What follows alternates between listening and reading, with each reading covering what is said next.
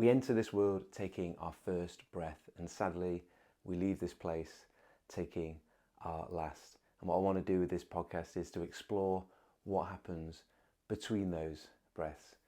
I'm David Jackson, Jacko, and this is the Between Breaths podcast. This is the origin episode, so looking at my story, who am I, how I got into breathwork and breathing, and then also what the Between Breaths podcast is going to be all about. First of all, I want to thank you, whichever podcast platform that you're listening on. Very grateful for you listening, or if you're watching along on YouTube, appreciate that you are listening and that you're watching, and I look forward to engaging with you and taking us all on a journey into the breath and into life as we explore all things through the Between Breaths podcast. So I felt like appropriate that the origin story explained a little bit about who I am and why I'm so passionate and about breathing and how it's had such an influence on me. And then we'll finish off by talking through the direction of which the Between Breaths podcast is hopefully going to go, which can be guided by you, the watchers and the listeners too, as well as the ideas and some of the guests that I've got lined up in my head already. So my name's David Jackson. My nickname when I played rugby was Jacko, so that's how a lot of people know me. And I feel more comfortable with the name Jacko because when someone calls me David, I feel like I'm being told off by my mum or teacher at school. So I used to be a professional rugby player. I played for 13 years in the championship, and in 2013 I sustained a brain injury. It was the accumulation of many concussions throughout my career, but the final one in 2013 caused a seizure on the training field for me and a small bleed on the brain, and it forced me to retire from my rugby career. I was actually told, initially I was actually trying to get back to playing, and it was many months later that I finally had an MRI scan, and that showed a scar on the brain from the bleed that I had. And the neurologist, the specialist that gave me that news said, I hid away from this for quite a long time, but she said, the next concussion or the next impact for you, because of the cumulative build-up that you've had, your brain is susceptible, and it could be, in worst case scenario, it could be fatal. I hid away from that a little bit. I didn't like it. It sounded very dramatic, but that's the truth. And there was no question in my mind that I had to obviously retire, and life had to go in a different direction. I was 31 at the time, so I'd had a long rugby career. I was very grateful for that, and I was, I guess, it took me I knew how I'd had many concussions in the past, and I knew this one was different. And looking back, I can see that they were all getting worse gradually. And then this one, it took me a year to be able to run without getting headaches. And the first 6 months were a pretty dark place. Anyone that suffered with concussions and brain injuries will know this. That was the starting point for me being led into breath and breath training. Sadly, it wasn't something that came about straight away. It was probably quite a few years. It was probably not till 2017, probably 2018, that I actually started, when I was looking at research into how could I improve brain health, and what types of issues might there be long term with traumatic brain injuries, TBIs, or concussions. And one of the things I came across, and it's one of the bits that we will go into in one of the podcast episodes, and maybe potentially a few, because it's so vast and so big. But if you've had a bang to the head, a concussion, a brain injury, there's studies that go back to the 1960s. I was looking at one the other day, 1963, I think it was dated, showing that when the respiratory center, which is in the brainstem, has been disrupted by a bang on the head, or it gets disrupted by the impact on the head, we see disruptions to breathing patterns, development of breathing pattern disorders, higher sensitivity to CO2, and that affecting our breathing. And this was something that I was totally unaware of, And they've seen in other studies that if you don't do anything about restoring your breathing, restoring your carbon dioxide sensitivity or tolerance, restoring your breathing mechanics, it can affect blood flow and oxygen supply to the brain for months, even years. And restoring cerebral blood flow is one of the key things that we need to do when we're trying to improve brain health. And the sad thing is that, and probably still the case today, even though there's studies out there showing this, and we know that breathing impacts oxygen supply, circulation, and there's breathing techniques that we do, very simple things that we do that help restore blood and oxygen supply to the brain. So it's a very useful tool for brain health and cognitive function. Now, you don't need to have had a bad head injury like I have done to experience just something like brain fog or confusion, because our stress might be emotional, but it's still going to impact your breathing in a similar way, and emotional stress can go on for a very long time. At least the head impact that I had was, it happened in an instant. The effects lasted a long time, but it wasn't like I wasn't getting banged. Well, I was during the rugby career, but once that had stopped, there was no more head trauma. But emotional stress, other types of stresses going on in our daily lives can be there just constantly affecting us. And the thing that I guess really just gave me hope at the beginning, and this idea of, okay, breathing could be something that would be able to help my brain health and help my recovery. And I'd not had anything else before. It was basically a case of like, do nothing and let the brain recover in its own time. Whereas there are things that we can do, and interestingly and importantly, there are things we need to do. Your breathing will not restore itself unless we intervene and do something about it when it's been dysfunctional. And there's a study recently, last year, May 2022, studied nearly 2,000 people of a population of athletic population, so they're into exercise and sports, and 91% of them were identified as having dysfunctional breathing patterns. So that's just people taking part in sports, and we can talk about why that might be the case in another episode, but it's such a high percentage of people potentially, and we need to do something about it. And that's one of the things that this podcast is going to be about, helping educate you and understand how to improve your breathing. But the beautiful thing is that I've learned, and I know, and I've seen with the clients and people that I work with, it's not complicated, it's not difficult. The science can be, and we're going to take the science in this podcast, and we're going to try and explain it simply and rationally, take that complexity out of it for you. But the reality of the things that you need to do with your breathing are very, very simple. That's why I love it. And the other reason why I love it is it's so impactful. So for me, it was all really about brain health initially at the start, and I got introduced to the Oxygen Advantage. Actually, Richie Norton, some of you may know him, introduced me to the Oxygen Advantage, and I read that book, and I was like, whoa, like all the nasal breathing, the diaphragmatic breathing, and I was like, okay.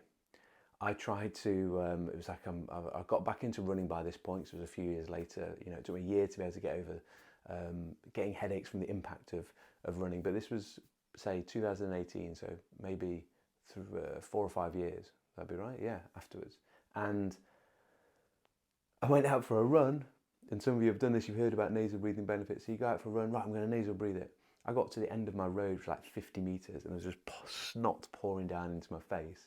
And it was not good. It was not helpful, nasal breathing, when I was running, because I'd become so maladapted. And it was one of normally the ego would get in the way, but I was exploring this for a brain health perspective, and I was like, I need to be better at breathing. I did some of the assessments like the BOLT score. There's a video on my platform for the BOLT score from the Oxygen Advantage, where it gives you an idea of your CO2 sensitivity, which the researcher says if you've had a brain injury, you're going to be really sensitive to CO2, which is going to drive poor breathing patterns and faster breathing. I did my BOLT score. I got 9 seconds, which put me in a category of right at the bottom of severe asthmatic.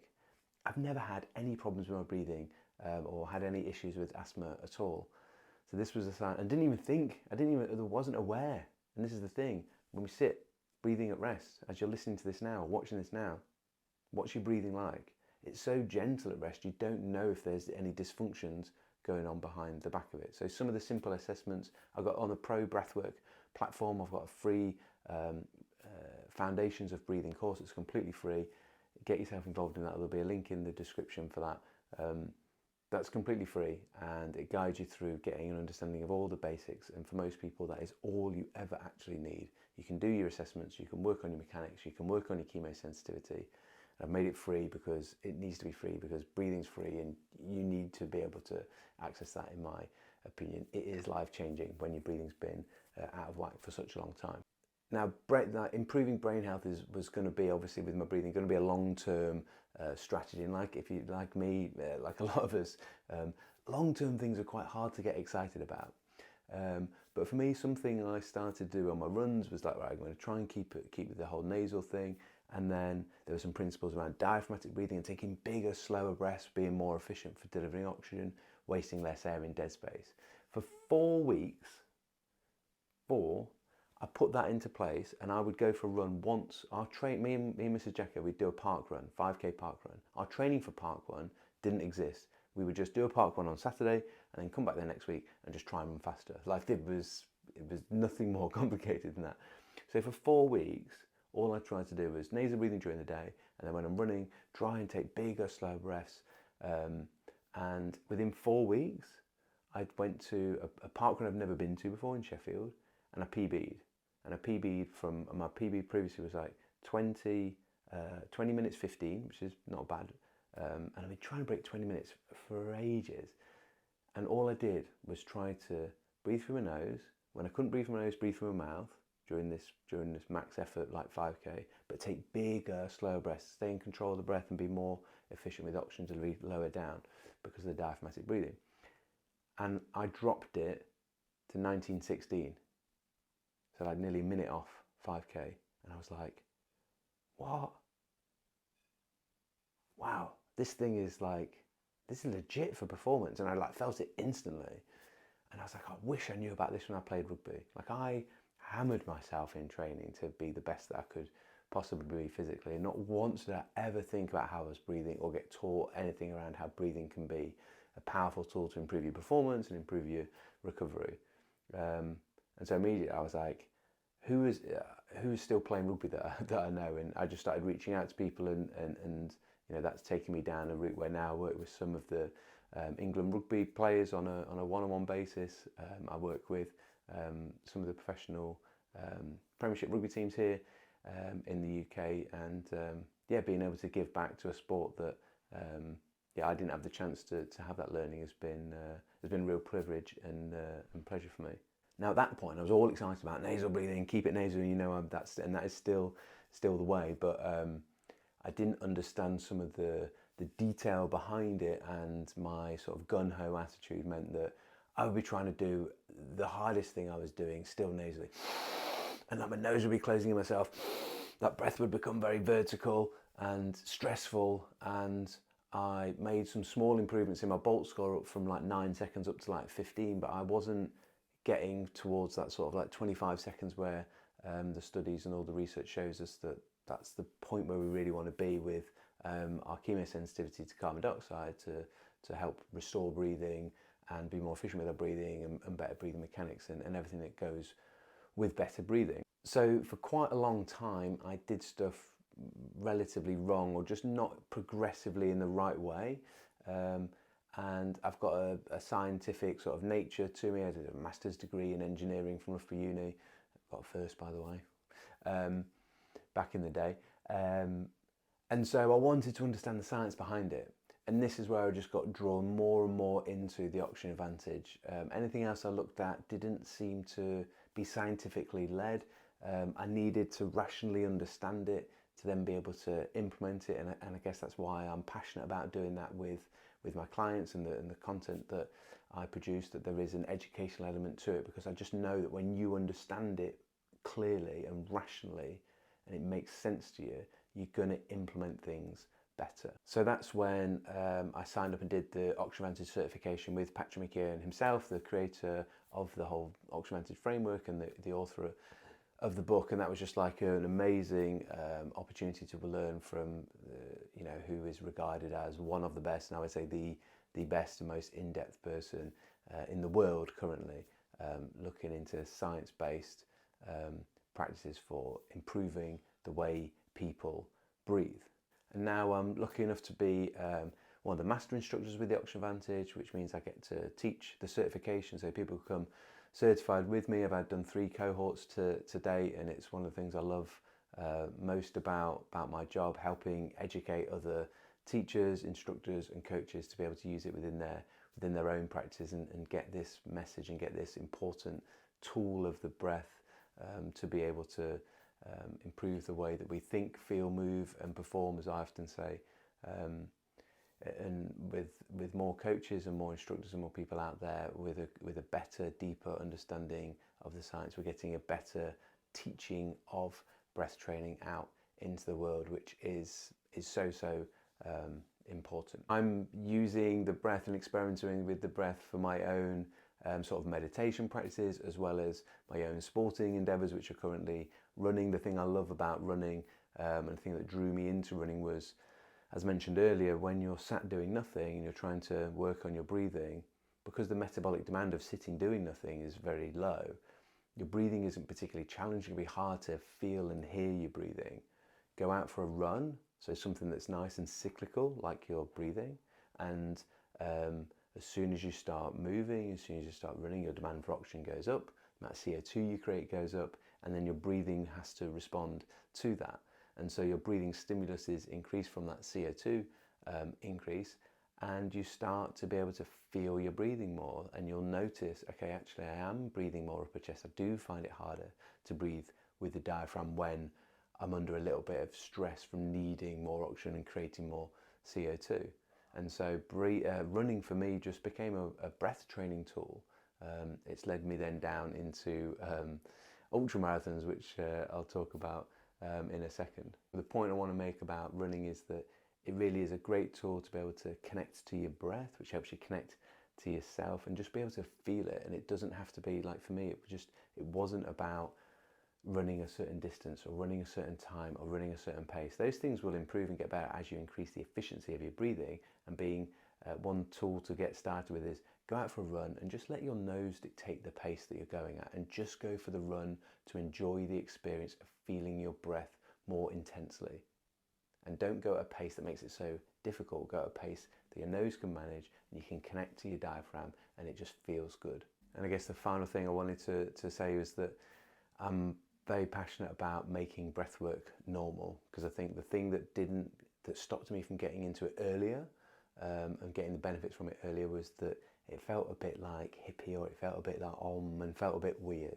And I remember putting on a YouTube meditation. I'm sure it would have been very good, but I just sat there and the ocean noises making, and I just didn't connect with it. It just felt too abstract for me. So we're always breathing. It's always there. It's always within you. It's always present. You don't have to think about it. That's the beauty of it. It's automatic, but we can do something to consciously change or influence our breathing, and that can be done in just any normal part of your day and daily routine. So making breathwork normal is something that I hope that comes across and you hear and you understand, because that's a big part of my message. So then what's the Between Breaths podcast, and what's Between Breaths all about? Well, technically Between Breaths is that space, that gap, that natural pause we should have at the end of a normal exhale.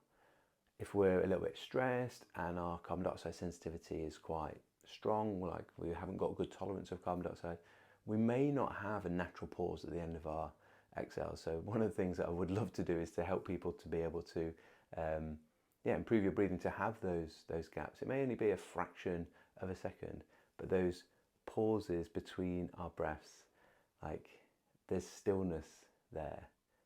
It's nothingness. And it's a beautiful place to focus your attention on during meditation. Simply just noticing those gaps and those pauses between the breaths. So you can just even do that a little bit now. We can obviously focus potentially on any part of the breathing cycle, the inhale, the exhale, or the pause. But that pause, as I say, between the breaths has some purity and that stillness within it as a great place to meditate on. And the other part of the breath that I think is great in terms of like connection for us is it's happening inside of you, literally inside of you, and it's keeping you alive, and it's something that's happening automatically, which you can experience the automatic, or you can choose to influence it consciously yourself. But because it's happening on the inside, it's a great way for you to connect internally to how you are feeling, how you are being. And because it's happening in the present moment inside of you, it's helping you connect to yourself in the present moment, into your now. And so like one of the things that I love to do in terms of as a meditation is just using the breath as a tool to be very present, connect to the movement and the feeling of the breath on the inside, and then enjoy those gaps, those pauses of nothingness, of stillness between the breaths. Also, the name Between Breaths, some of you will have known. Thank you for everyone that's been watching and sending some incredible messages in, is the film, the documentary of the 135 mile, 216 kilometre, 3-day ultra marathon that I took part in September. I say I, it was more of a, it was a we. I more or less got dragged around by Mrs. Jacko. If you haven't watched that, like that's going to tell you, that's going to tell you a lot about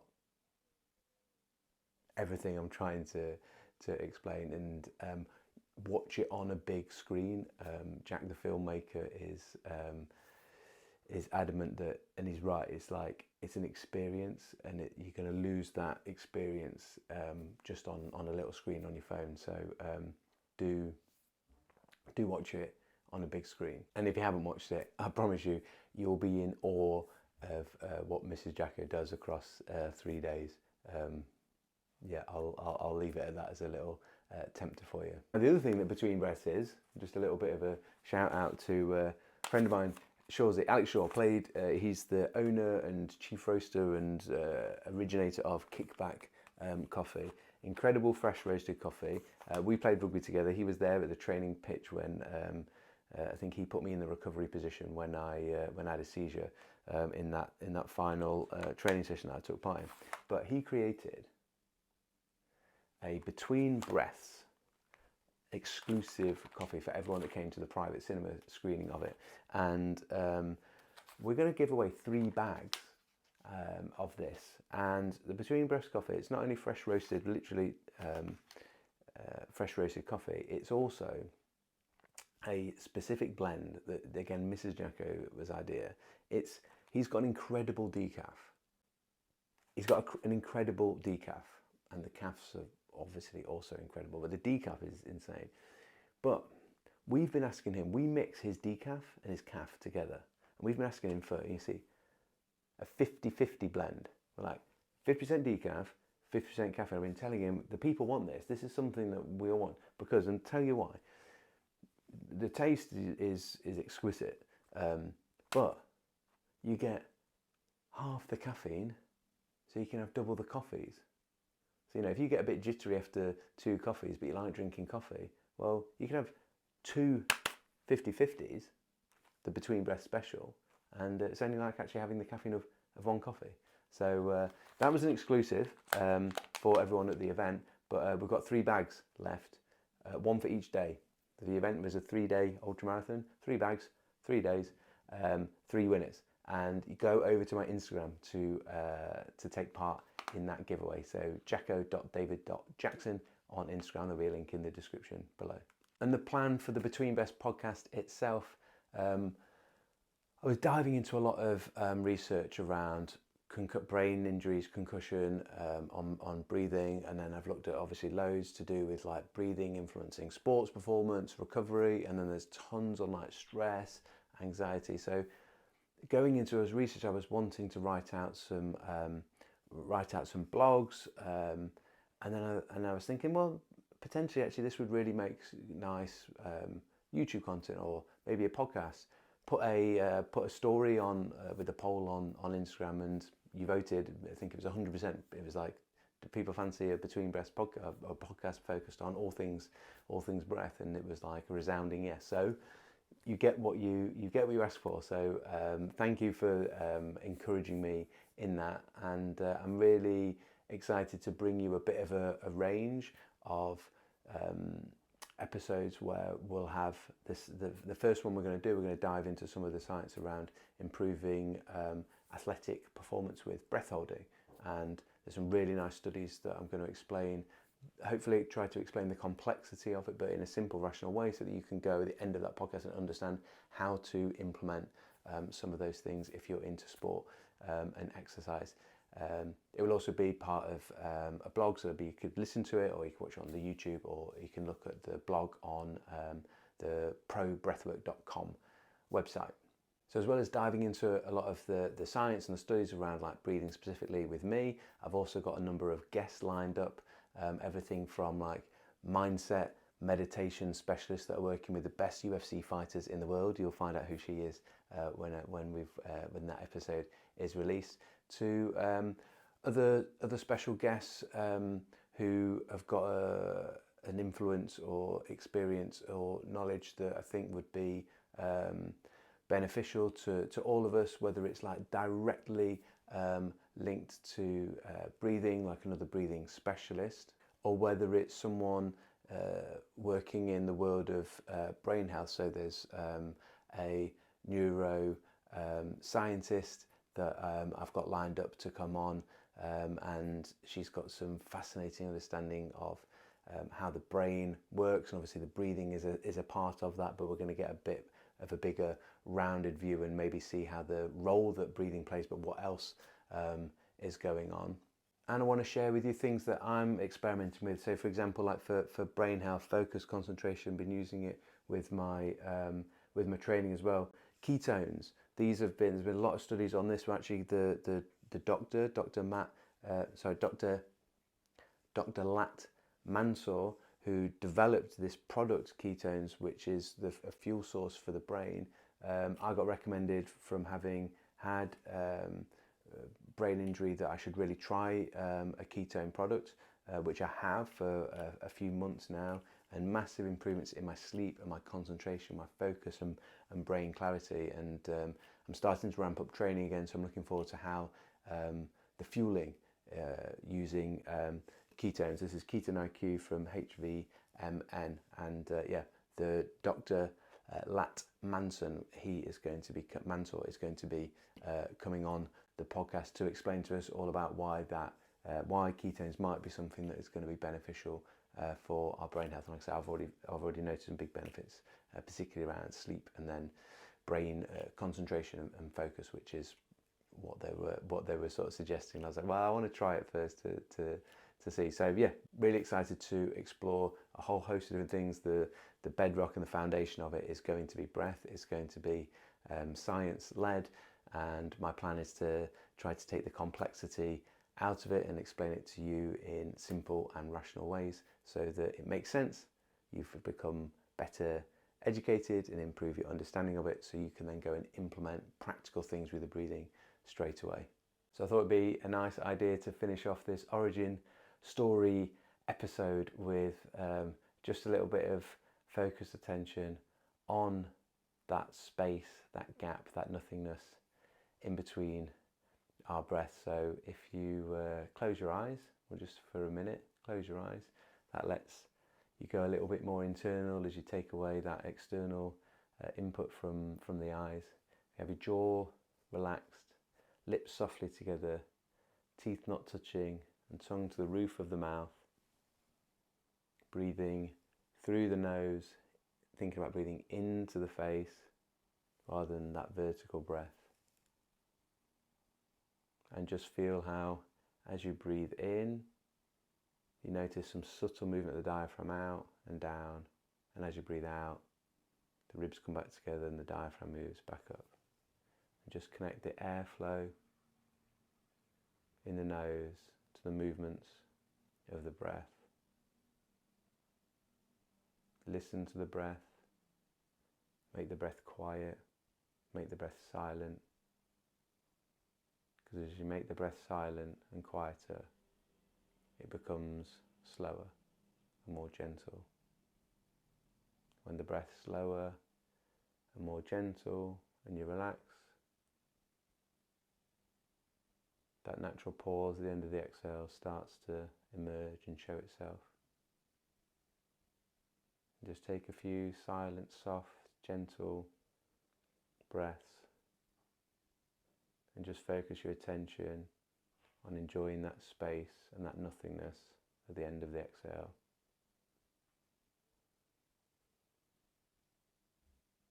Don't force anything, just let it happen. Just observe the space between the breaths.